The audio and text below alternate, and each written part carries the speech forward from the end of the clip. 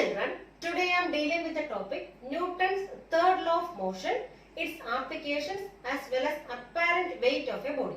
So first of all I am dealing with Newton's third law of motion. So already we studied about Newton's first law as well as second law, and this Newton's first law mainly gives a clear definition of force. So what is the main significance of Newton's first law? It gives a clear definition of force.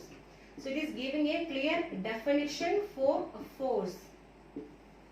Definition for force, and that is the significance of which one? First law. First law, and also gives a clear explanation about the concept of inertia. So it gives a clear explanation about the concept of inertia. About inertia. That is about first law. And this Newton's second law gives a mathematical explanation for which one? Force. So mathematical formula for force. The second law gives a mathematical formula for force. And what is the mathematical formula for force? F equals m into a. So it is giving a mathematical expression for force. That is the significance of Newton's second law. Now we are going to study about which one? Newton's third law. So Newton's third law states that for every action there must be an equal and opposite reaction. So there must be a reaction. Okay, so for every action there must be an equal and opposite reaction. So whenever there is an action, there must be a reaction. Okay, but this action as well as reaction happens in two different bodies. That means they will not cancel each other.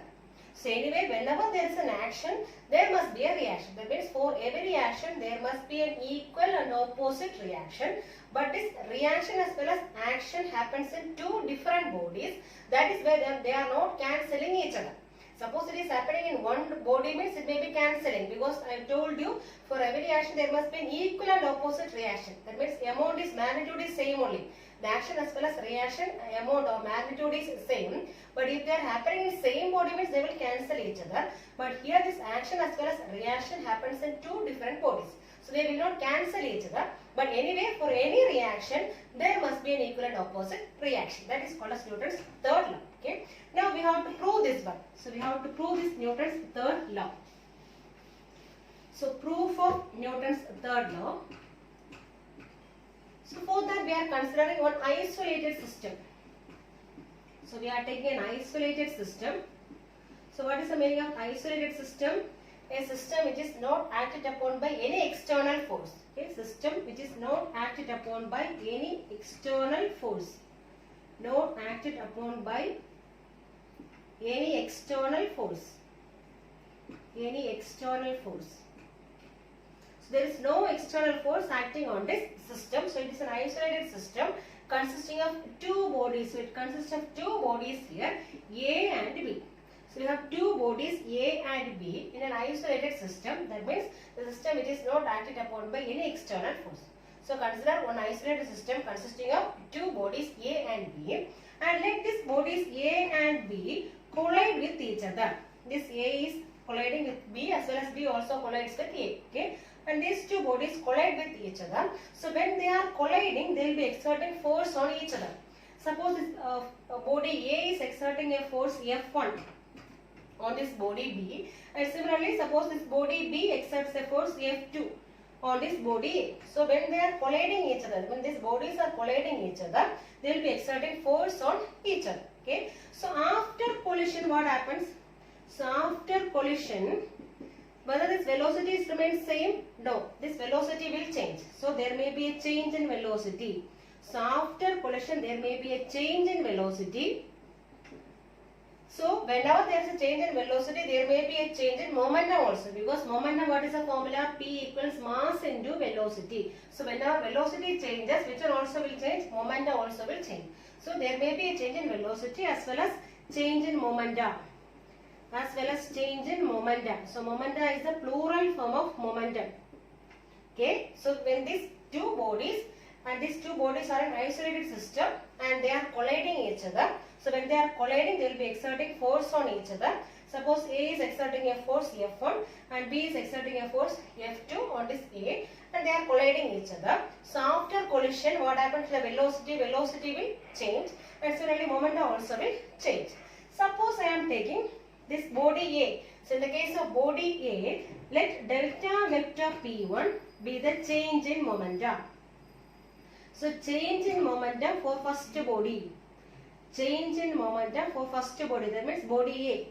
So change in momentum for this body A is given as delta vector P1, and suppose delta vector P2 be the change in momentum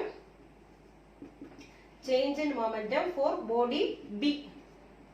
For body B. So change in momentum for body A is taken as delta vector P1, and change in momentum for body B is taken as delta vector P2. Okay. Now we know that here it is an isolated system. That means there is no external force acting on the system. Okay.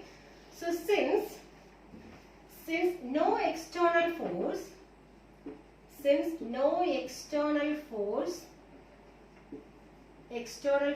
acts on the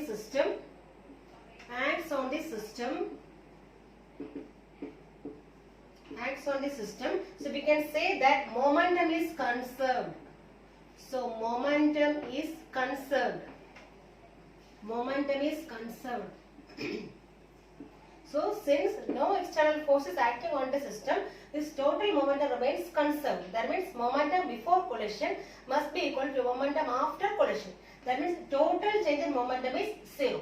So we can take it as total change in momentum for both the bodies will be taken as 0. Okay, or we can say momentum is conserved. Why momentum is conserved here? Because there is no external force acting on the system. So this total momentum remains conserved, or this we can say total change of momentum is 0. Okay, so we can take it as, so we know that delta vector P1 is the change in momentum of first body, and delta vector P2 is the change in momentum for second body. So total change in momentum is taken as 0 because it is an isolated system. Okay, what is the reason? Since it is an isolated system.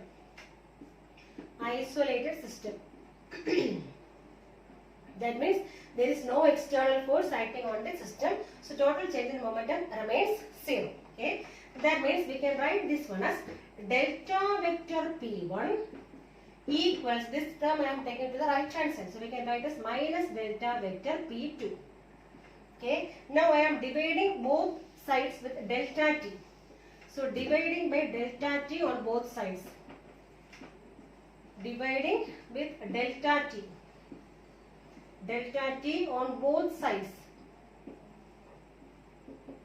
That means time. So we are dividing with time here. So left hand side what we are getting, delta vector P1 by delta T equals minus delta vector P2 divided by delta T. Okay, and what is delta P1 divided by delta T? Change in momentum with respect to time.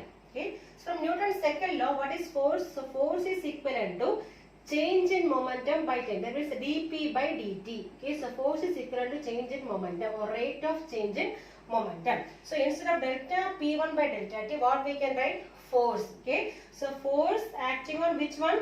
On body A. That means take it as F1. So vector F1. Okay, this force acting on vector that is first body, that is vector F1, that is equivalent to minus what is delta P2 by delta T, the force acting on the second body. Okay, that means F2. So we can take it as vector F1 equals minus vector F2. Okay, that means both the bodies will be exerting force on each other, but they are equal in magnitude and opposite in direction. That means we are proving which one now? Newton's third law. For every reaction there must be an equal and opposite reaction. So here both the bodies will exert force on each other, but the amount of force remains same but acting in opposite direction. So both are exerting force on each other, but they are equal in magnitude and opposite in direction. That is which one? Newton's third law. So hence third law is proved here. For every reaction there must be an equal and opposite reaction. Some of the outcomes of Newton's third law. First one, force always occurs in pairs in nature. That means for every action there must be an equal and opposite reaction. So here suppose this body is exerting a force on this one and this body will be exerting a reaction force on this one. Okay, they will be existing on pairs. So when they are hitting each other, so this body may be exerting force, means this body will be exerting a reaction force here. Okay, there must be an action, there must be a reaction.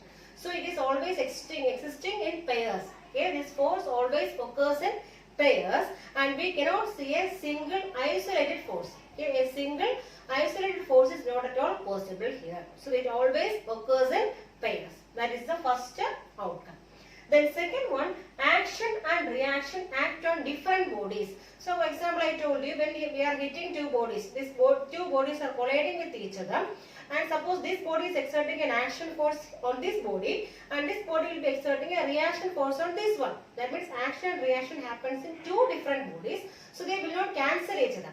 Suppose both are acting in one body, means they will cancel each other because the magnitude is same. Okay, but here action as well as reaction happens in two different bodies, so they will not cancel each other. That is second outcome. Okay, so first one, force always occurs in pairs. Okay, and we cannot see any isolated force. Okay, then second one, action and reaction happens in two different bodies, so they will not cancel each other.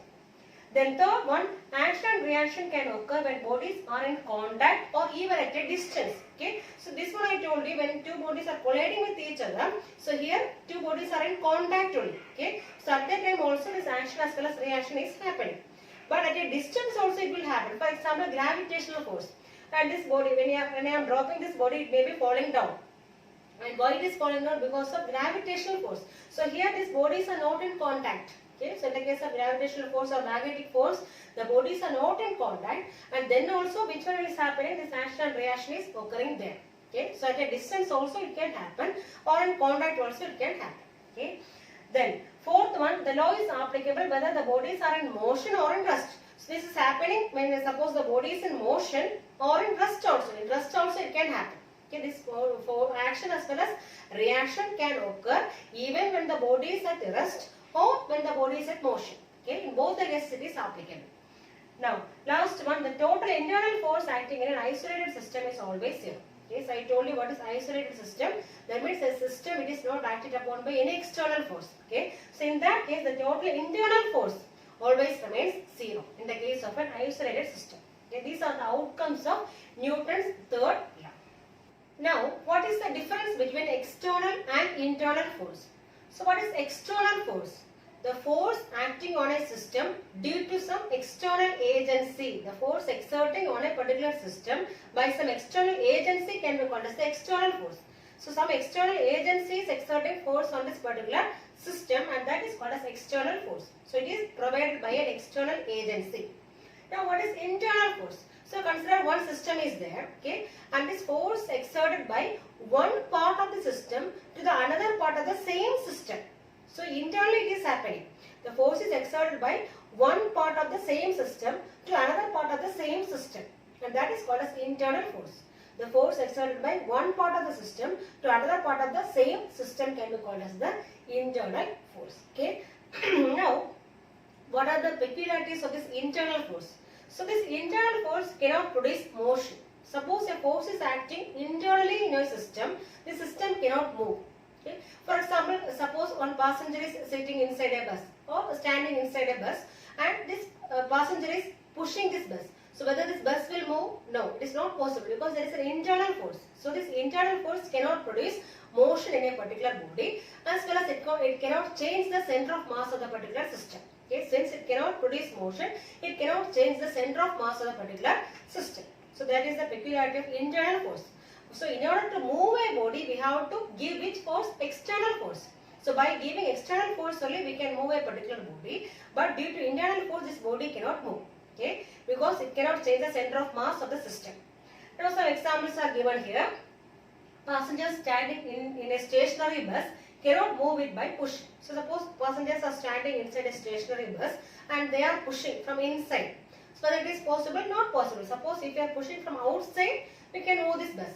But inside we are applying the force, means we cannot move the particular system. Okay. Now second one, a sailboat cannot be propelled by blowing air from a fan attached to the same boat. So we are blowing air from a fan attached to the same sailboat, and using that air, suppose if you want to push this sailboat, whether it is possible? No. So we cannot propel a sailboat by blowing air from fan attached to this sailboat. That is not at all possible because it is an internal force. So only by giving external force we can propel this sailboat. Okay.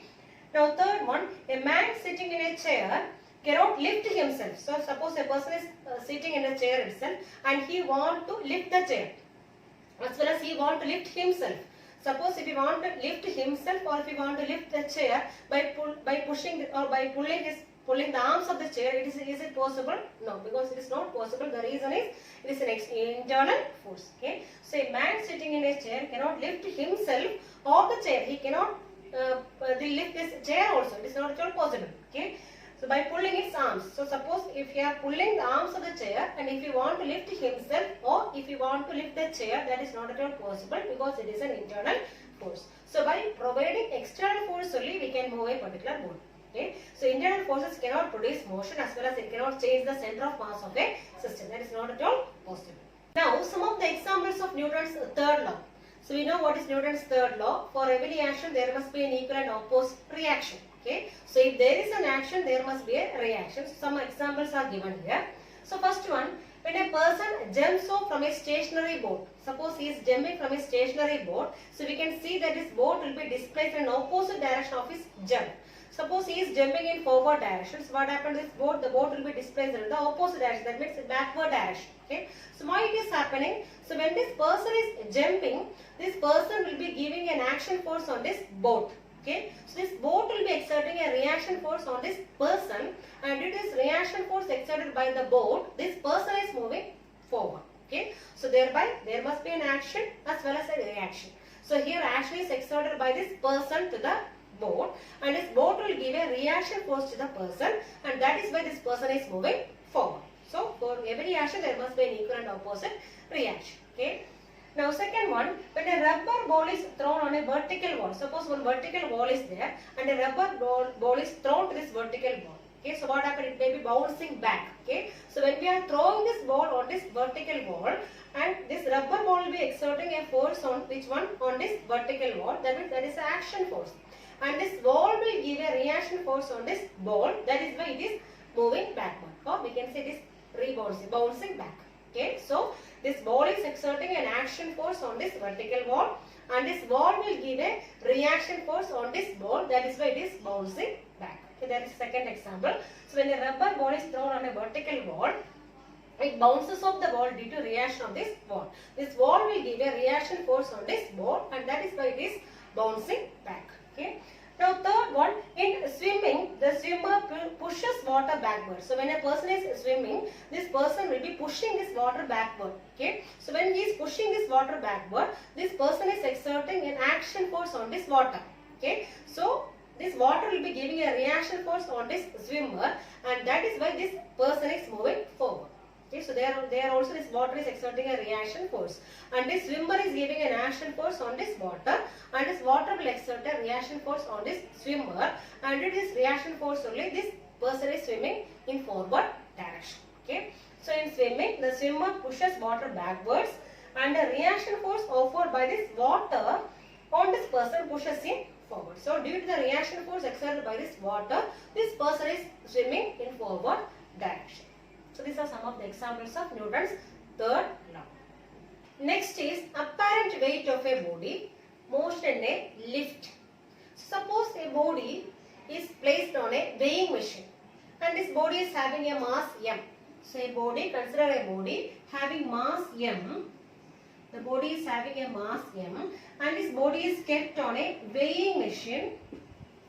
This body is kept on a weighing machine in a lift. So it is kept on a lift. So it is kept in a lift. So consider a body of mass m kept on a weighing machine in a lift. Okay. So when this body is kept on this weighing machine, so here we are keeping this body. Okay, and this body is having a mass how much? M. So m is the mass of the body. It is kept on a weighing machine. This body will be exerting a force in downward direction on this lift. Okay, this body is exerting a downward force, that means it is equivalent to weight of this body. Okay, so what is the mass of the body here? M. So what is the weight? M into G. So this body will be exerting a downward force. So this mg is the downward force, or we can say weight. This body will be exerting a downward force, or it is equivalent to which one? Weight. So this weight is acting in downward direction. Okay. Now this weighing balance will be giving a reaction force. So there must be a reaction force in upward direction. So in upward direction there must be a reaction force given by this weighing machine. So there must be a reaction force acting in opposite direction, that is R. So this R will be acting in the opposite direction of weight, and this reaction force actually gives the reading. This will give the reading of this weighing machine. Reading of this weighing machine. Weighing machine. So this reaction force is actually the reading of this weighing machine. So whenever there is a force in downward direction, there must be a reaction force here. So here what is the action force? Weight is acting downward. So there must be a reaction force in opposite direction, that is equivalent to the reading of this weighing machine. Now different cases of motion in a lift. First one is lift is stationary. That means lift is not at all moving. So here we are assuming a person or an object on this lift, okay, and this person is having a mass m. So this weight is acting vertically downward. The mass of the object is taken as m, okay. So this weight is acting vertically downward, that is taken as mg. So mg is the weight acting vertically downward, and there must be a reaction force in upward direction. They take it as R. So here R is the reaction force. So here it is told that lift is stationary. That means lift is not at all moving. That means acceleration here is 0. There is no acceleration for this lift. What is the reason? Because it is stationary. The lift is stationary means there is no acceleration here. Okay. So in that case we can say that this weight is balanced by the reaction force. So we can write here as R equals mg. R equals mg. So here weight is balanced by the reaction force. That means we can write this apparent weight. This R means apparent weight. This apparent weight is equal to which one? True weight. So in this case apparent weight is same as the true weight. Both are same. That is, it is balanced. So apparent weight is same as true weight, or we can say reaction force is same as this weight. Okay. So that means this body is not at all moving. This body remains stationary. Okay. This lift is stationary means there is no acceleration. Okay. So this weight is balanced by the reaction force. Now second one, lift is moving up or down with constant velocity. Suppose the body is here. Okay. And this object is having mass m, and we know that weight is acting vertically downward, mg. So mg is the weight acting vertically downward, and there is a reaction force R in upward direction. And here it is told that this lift is moving up or it is moving down with a constant velocity. So velocity remains constant.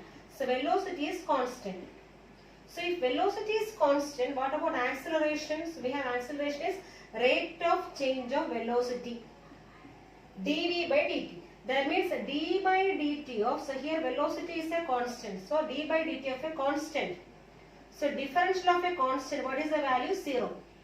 So here also same like this one. What is the acceleration we got here?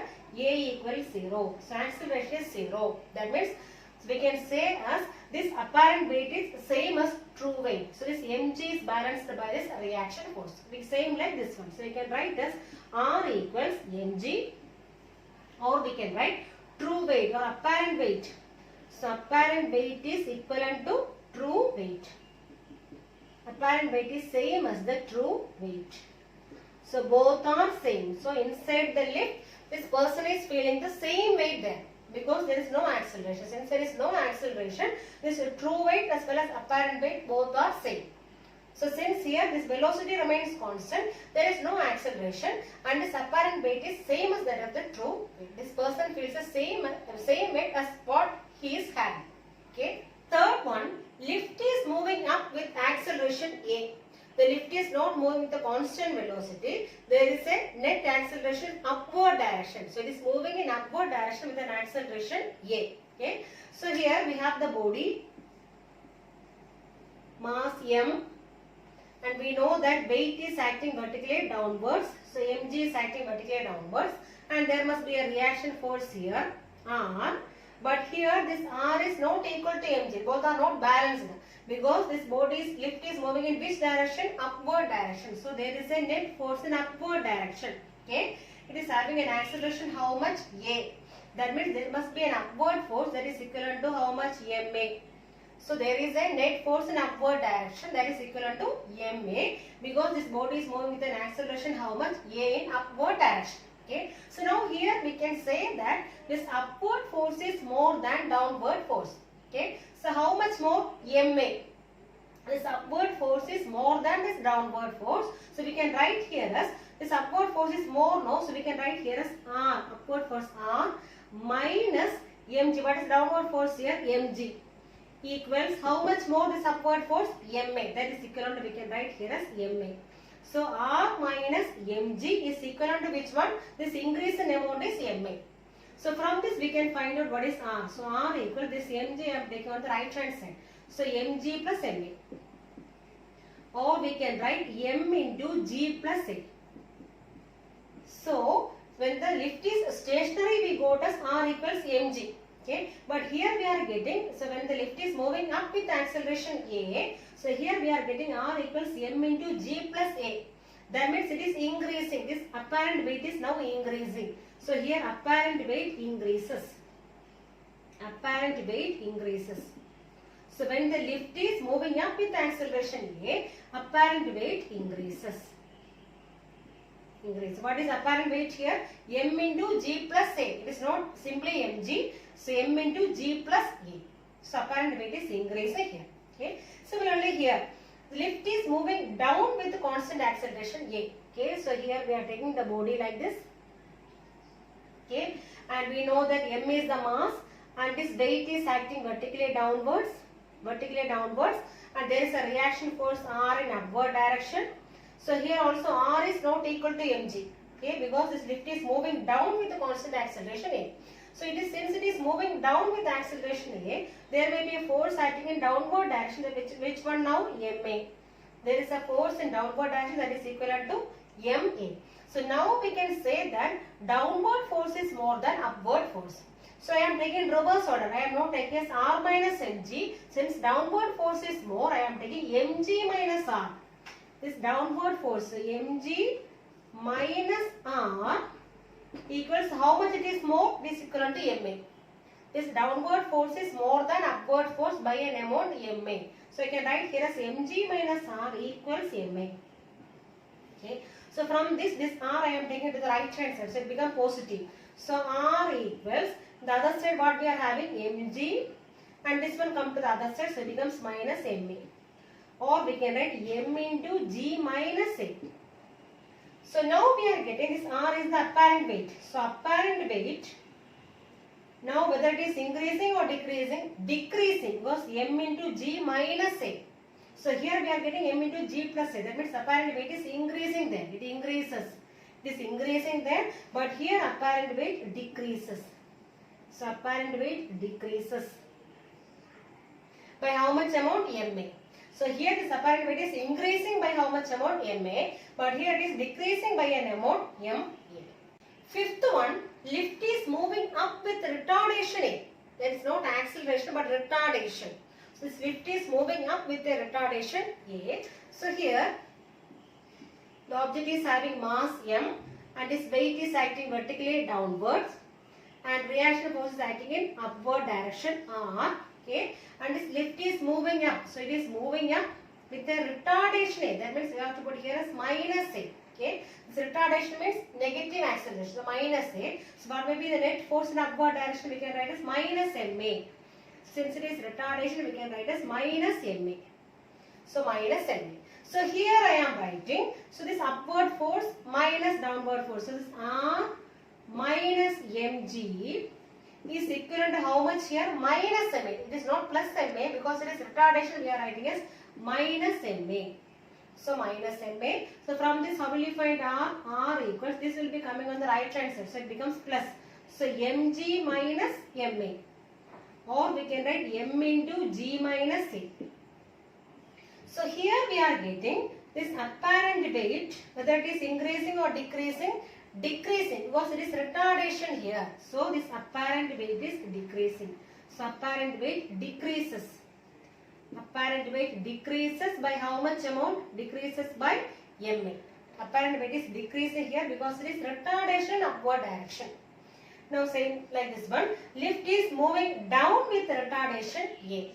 So here lift is moving down with retardation A. So here this object having mass M, so weight is acting vertically downward and reaction force in upward direction R.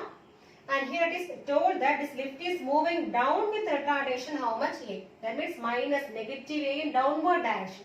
So negative A in downward direction means what is the net force in downward direction? Minus MA.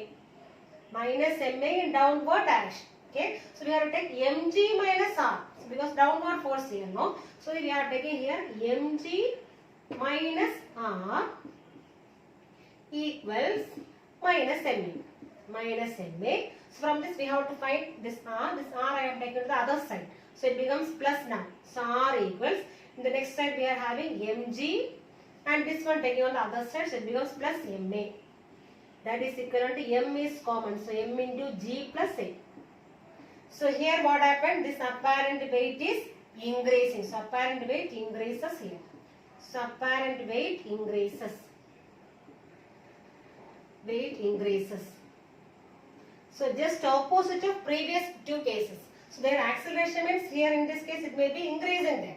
But here it is retardation. So here we are getting apparent weight is decreasing. So here we are getting apparent weight is increasing. Okay. Sixth case, freely falling lift.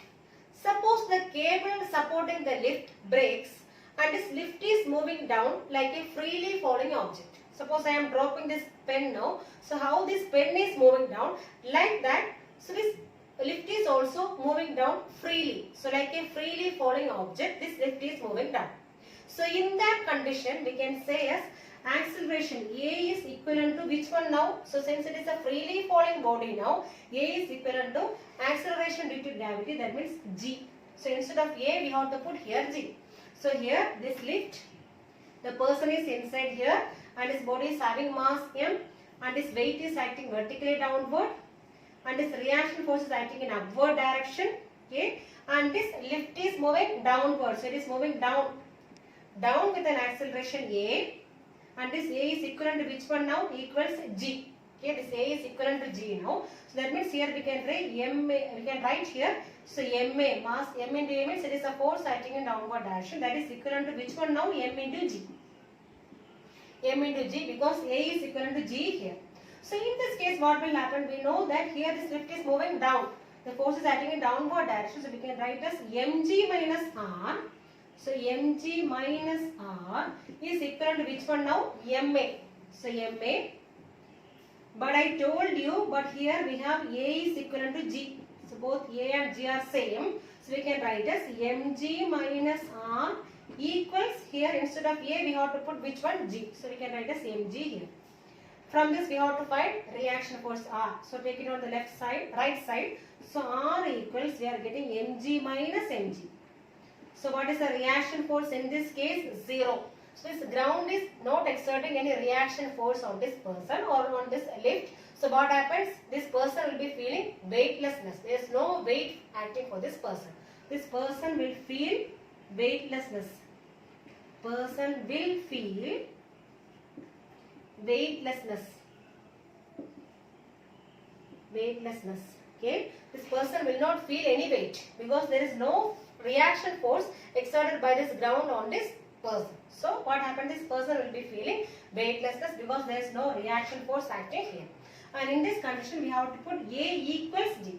So here in this case acceleration is equivalent to acceleration due to gravity. That means A is equivalent to G because here this body, this lift is under this freely falling condition. So it is equivalent to a freely falling body now. So we can write as A is equivalent to G and there is no reaction force acting here and this body feels weightlessness in this condition.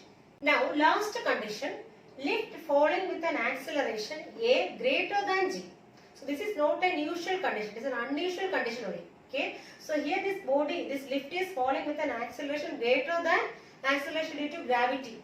Okay. So suppose the body is here on this lift and this body is having the mass M. So this weight is acting vertically downwards. Okay. And this reaction force is acting in upward direction R. And this lift is falling down. Actually it is falling down only. So that means force will be acting in downward direction with an acceleration how much? A. That means what is the force acting in downward direction? MA. net force acting in downward direction. Okay, so we can write here as mg, downward force is acting, no, so we can write as mg minus r is equivalent to which force now? Ma. So ma is acting in the downward direction.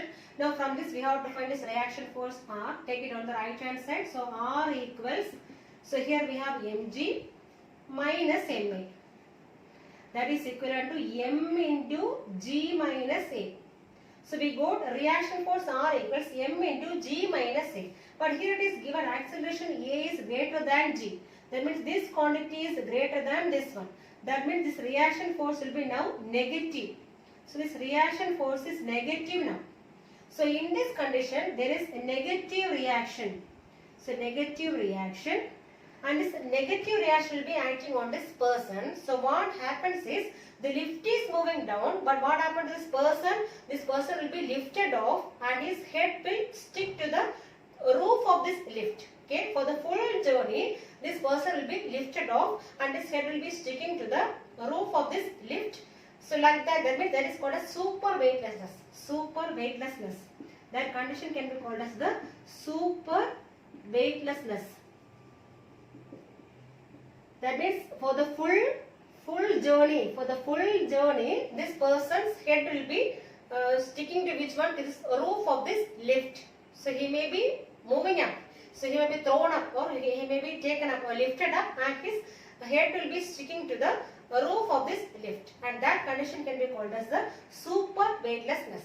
Okay, that is not an usual condition. So only when this acceleration is greater than this g value, at that condition only this thing will happen. That is super weightlessness will be happening, and this person will be feeling a negative reaction. That means this person will be lifted off from this lift, from the ground level, and his head will be sticking to the roof of this lift for the full journey. These are the different conditions of motion in a lift.